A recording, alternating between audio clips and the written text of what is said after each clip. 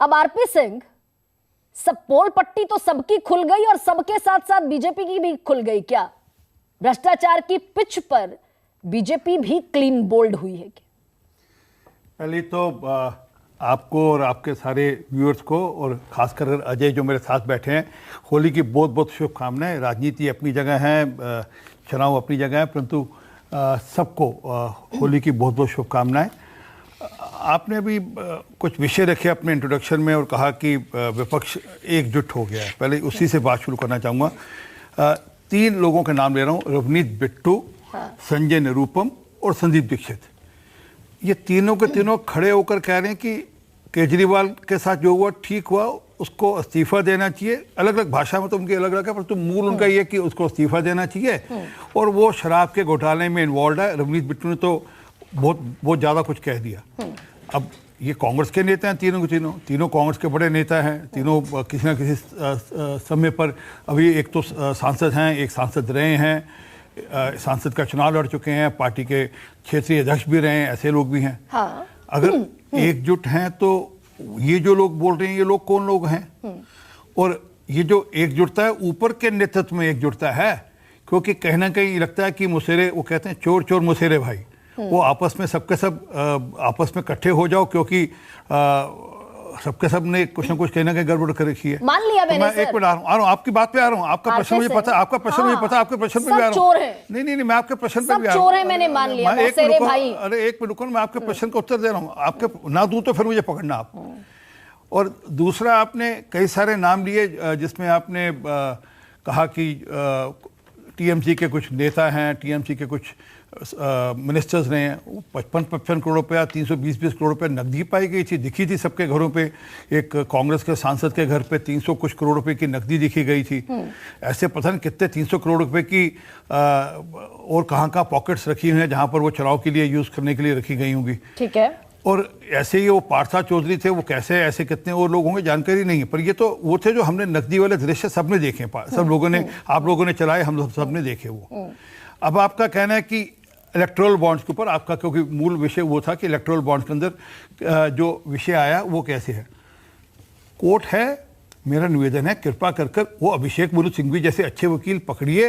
मेरे दोस्त बैठे हैं यहाँ पे, डॉक्टर उपाध्याय, वो कृपा कर लीजिए उनको जाकर कोर्ट में कहिए, गुहार लगाइए और पकड़िए। हम तो कह रहे हैं जो भी है स्पष्ट हो जाना चाहिए। परंतु जिन सार्थ रेड्डी की आप बात कर रही हैं, नहीं आरपी सिंह, एक सेकंड, अपनी बारी में आप सब कुछ कोर्ट पर छोड़ देते हैं। मुझे तो आरपी सिंह बड़े जिम्मेदार प्रवक्ता के तौर पर यह बताएं ना कि अगर शराब घोटाले का आरोपी किंगपिन अरविंद केजरीवाल हैं और शराब घोटाले के आरोपी हैं पी शरद चंद्र रेड्डी, अरेस्टिंग होती है और अरेस्टिंग के बाद 30 करोड़ रुपए के जो इलेक्टोरल बॉन्ड खरीदते हैं पी शरद चंद्र रेड्डी, वो सारा पैसा बीजेपी इनकेश कराती है।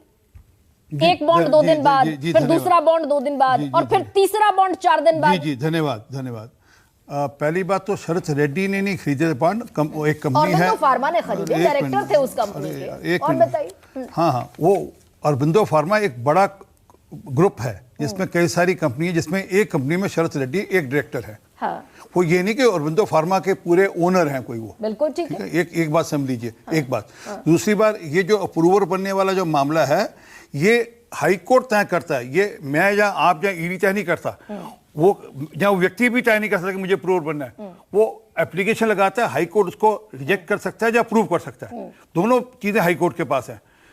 कोई ना कोई चला नहीं, लेकिन ये भी पहली बार हुआ आरपी सिंह कि एनफोर्समेंट डायरेक्टरेट जैसी संस्था ने अदालत के सामने पी शरद चंद्र रेड्डी की जमानत का विरोध नहीं किया। ये भी पहली बार हुआ। वो अप्रूवर हुए ना। विजय नायर भी जमानत पे बाहर हैं, जो कि की प्लेयर थे, जो कि ब्लू आइड बॉय थे, केजरीवाल साहब के ब्लू आइड बॉय थे, इस हद तक के ब्लू आइड बॉय थे कि अपने मकान के बगल वाला साथ कोई बंगला, कैलाश गहलोत जो मंत्री थे सरकार में, वो कैलाश गहलोत मंत्री साहब नहीं रहते थे बंगाल में, वो रेड्डी साहब, वो विजय नायर साहब रहते थे उस बंगले में।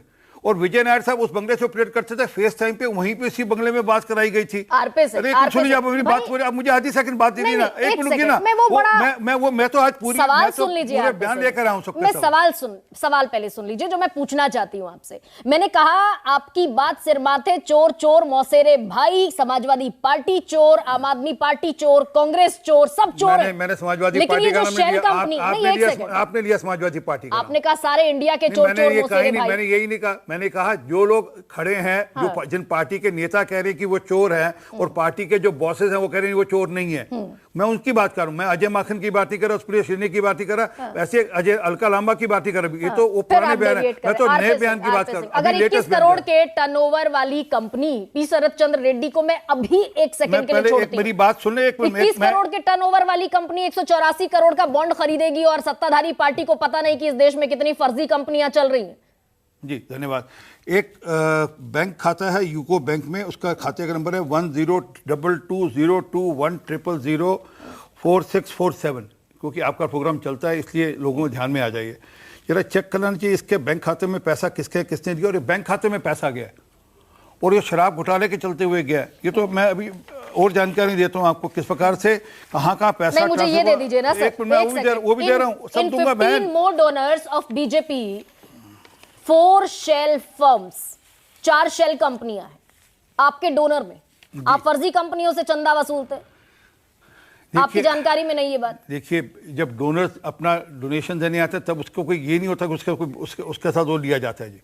वो अपना ये पूरा प्रोसेस तैयार इसलिए किया गया था कि डोनर्स की जो आइडेंटिटी है वो ऐसी रहे जिसमें डोनर को कल दिक्कत ना। तो ये तो मान लीजिए कि शेल कंपनी इस देश में चल रही है, फर्जी कंपनियां चल रही हैं इस देश में, वो किसकी जिम्मेदारी? बिल्कुल सरकार की जिम्मेदारी, सरकार उस पर कार्रवाई करेगी। और मैं चाहूंगा कि फाइनेंस मिनिस्टर को इस पे एक्शन पे आना। जो शेल कंपनीज हैं और अगर उनके बही खाते ठीक नहीं है तो, और उनके बही खातों के हिसाब से नहीं है तो उनके खिलाफ एक्शन होना चाहिए। उसमें क्या दिक्कत है? और उनके खिलाफ चुनावी साल में कम से कम बीजेपी नींद से जागी। नींद से जागी बड़ी बात नहीं है। नहीं, जैसे जब जानकारी आती है उसके अनुसार कार्रवाई होती है, इसमें कोई छूटता नहीं है। जानकारी तो अब भी नहीं आती अगर सुप्रीम कोर्ट नहीं कहता। अरे जो जिसके हिसाब से जानकारी उसके हिसाब एक्शन होगा। परंतु एक राघव मुगुंता नाम से सज्जन है, उनका रिकॉर्डेड बयान है, हमारे कारण से नहीं है। उन्होंने कोई पैसा किसी को कोई बॉन्ड नहीं दिया, उन्होंने किसी को कोई इलेक्टोरल बॉन्ड नहीं दिया। उनका बयान है और रिकॉर्डेड बयान है कि उन्होंने 25 करोड़ रुपया ट्रांसफर किया अभिषेक बोनेपल्ले को और बुच्ची बाबू को। ये ऑन रिकॉर्डेड बयान है, कोर्ट के अंदर है, और ये हमारी तरफ से नहीं है। तो सबका भ्रष्टाचार है आरपी सिंह, आपका भ्रष्टाचार नहीं। मेरा माफी चाहता हूं, बीजेपी को शेल कंपनी पैसा दे देगी, आपके पास आपके वो भ्रष्टाचार नहीं। एक मिनट माफी चाहता हूं मैं, एक मिनट अपनी भाषा पे संयम रखिए। नहीं प्लीज, एक सेकंड सर, शराब घोटाले के आरोपी से चंदा ले लेंगे, वो भ्रष्टाचार नहीं है। एक मिनट रुकिए, आप ईडी सीबीआई आईटी की रेड जिन कंपनियों पर चल रही है जो चार्जशीटेड है उनसे पैसा आ जाएगा, वो भ्रष्टाचार नहीं है। 3 सवालों का बड़ा प्रिसाइज जवाब दे दें अगर आरपी सिंह। इलेक्ट्रोल बॉन्ड के माध्यम से किसका कब पैसा कौन सी, मैंने अभी बताया ना, सारथ चौधरी जो कोलेटरल उनका पूरा ग्रुप है, उसमें से एक कंपनी में डायरेक्टर हैं। अब वो कंपनी किसको कब कितना, और हम सिर्फ हमारे को नहीं दिया, उन्होंने बीआरएस को भी पैसे दिए। उन्होंने कोई 15-16 करोड़ रुपए बीआरएस को भी दिया। मैंने पढ़ दी headline sir. Aurobindo donated to BRS, TDP and BJP. अच्छा अब बताइए, अब दिया, लेकिन 2 को दिया प्री अरेस्ट। अरे सुनिए ना, तो और आपको दिया आफ्टर अरेस्ट। नहीं, वो बीआरएस को क्यों दिया उन्होंने, और हमको पहले भी दिया उन्होंने, तो ये कोई तर्क नहीं हुआ। उन्होंने पहले भी दिया। में सब बगैर कपड़ों के, इसमें हमारी वाली बात नहीं।